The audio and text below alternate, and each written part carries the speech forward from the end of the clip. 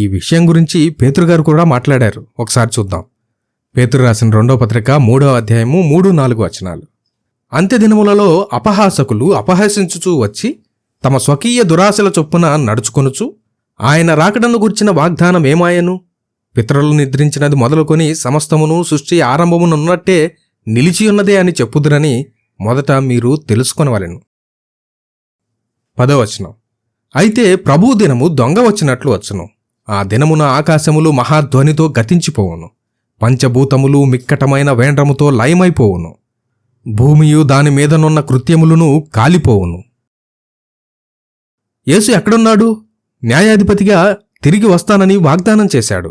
కాని ఆయన రాలేదు, ఇంకా రావడం లేదు అని క్రీస్తును గూర్చిన సత్యానికి దూరంగా ప్రజలను నడిపించే తప్పుడు బోధలకు పేతురుగారు ఇక్కడ సమాధానం ఇస్తున్నారు.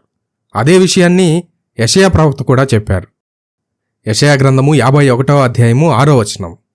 ఆకాశము వైపు కన్నులెత్తుడి, క్రింద భూమిని చూడుడి. అంతరిక్షము పొగవలే అంతర్ధానమగును, భూమి వస్త్రము వలె పాతగిలిపోవును, అందలి నివాసులు అటువలే చనిపోవుదురు. నా రక్షణ నిత్యముండును, నా నీతి కొట్టివేయబడదు. లోకంలో ఉన్న వాతావరణం చూస్తుంటే యేసుక్రీస్తు చెప్పిన అంత్యదినాల్లో మనం ఉన్నామని గమనించగలం. ఆయన రాకడ సమయం కూడా దగ్గర పడింది అని మనం వింటూ వస్తున్నాం. ఇప్పుడు మనం చూస్తున్న ఈ వైరస్లు, యుద్ధాలు, భూకంపాలు, దేశాల్లోని కరువులు, దారుణమైన మరణాలు ఇవన్నీ కేవలం వేదనలకు ఆరంభం అని మత్తయి సువార్త 24వ అధ్యాయము 8వ వచనంలో కనబడుతుంది. మరి ఈ వేదనల తర్వాత ఏముంది? మత్తయి సువార్త 24వ అధ్యాయము 20-21 వచనాలు. వేదనలు అయిపోయిన తర్వాత లోకం మహాశ్రమలను ఎదుర్కోబోతుంది. అంటే ఇప్పుడు లోకంలో ఉన్న వాతావరణం ఒక సినిమాలోని ఇంట్రడక్షన్ పార్ట్ లాంటిదే. అసలు కథ అనగా లోకం మీదకి అసలైన మహాశ్రమలు మున్ముందు రాబోతున్నాయి.